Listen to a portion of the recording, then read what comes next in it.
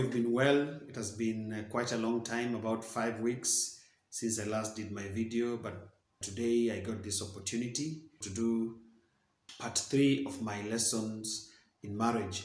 And today specifically I want to touch on how to choose or what factors to consider when choosing your best couple as you prepare for your wedding. Best couple are really taken for granted. The position of a best couple is not the position as it used to be. These days it is taken so casually, and godparents are there just for the sake of it. The value of a godparent is no more. The role of a godparent is much more than being a witness during your wedding.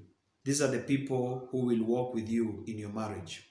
When challenges come, these are the first people that you're going to run to, because yes, your parents could be there, but also remember, your parents could be far away from where you are, and even if they were closer to where you are, it would be a bit difficult to discuss some issues with your parents. It is much easier to discuss certain issues with your godparents. So I want to talk about a few factors that you can consider when you get to that point where you want to do your wedding, and therefore you are scouting around for a godparent.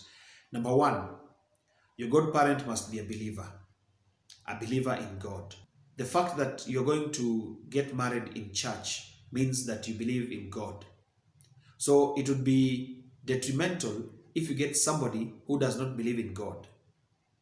If you get an atheist to be your godparent, how are they going to advise you? If you get somebody who does not know even how the door of a church looks like, how are they going to advise you? If you get somebody who does not have a spiritual culture, how are they going to guide you? Because marriage, by its nature, is spiritual. It's more about faith. Number two, your best couple should be of the same faith as you. If you're a Christian, get a Christian. If you're a Muslim, get a Muslim. If you're a Buddhist, same. And even in Christianity, if you're a Catholic, get a Catholic. If you're an Anglican, get an Anglican. It's because when you get an Anglican or a Pentecostal or an Acorino to stand behind you as your best couple during your wedding, and you are Catholics, then how are they going to advise you when you have spiritual challenges? Because our cultures of worship are different. Yes, all of us adore and worship the same God, but we do it in different ways. So it is only important that you get somebody who understands the way you do your worship. In marriage, there are decisions that you will make that are informed by your faith. And that is why I insist that it is important that your best couple share in your faith. Number three, split couples are not the best to be your best couple, or in other words called godparents. Because it is very hard for a split couple to make time for you, because each one has demands in their own families. And so having to program to slot you in their program so that when you need them, they are available will be very difficult, because you might find one is not even close to be able to help you, especially when it is urgent matters. But when you get a couple who live in the same house, they are able to program themselves. They are able to create time and slot you in and come and cancel you. If you can't meet during the day, you can also meet during the night, because they are two. But you can't get somebody's husband or somebody's wife to come to your place at night that you're meeting to solve certain issues. It will cause chaos in that particular person's family. So it is important that you get a couple that is married, that lives together. Number four, there should be people who are willing to sacrifice time and resources. Because sometimes when issues are so grave, maybe you might want to go somewhere far. Your godparents should be able to have that time to go with you and sort out issues in a different environment, because sometimes environment helps in sorting out some of these issues. Number five, they should be your friends. Your best couple should be known to you and to your spouse or to your fiancé. So once you identify a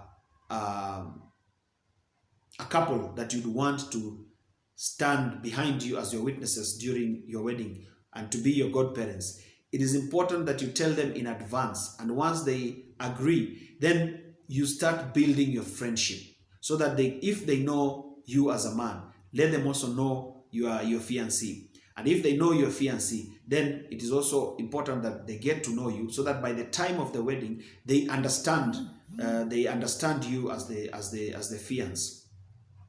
And many people try to please their friends by taking them to be godparents. Probably their friends are bachelors or spinsters or they are young sisters, just to please them. Marriage is a serious business. It's not a business to please people.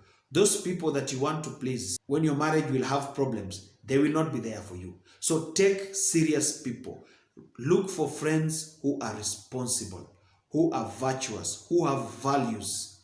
Those are the people you're supposed to take as your godparents. But if you just take any spinster, any bachelor, anybody to be your best, that will be disastrous because they will have nothing to advise you. What can a bachelor advise you?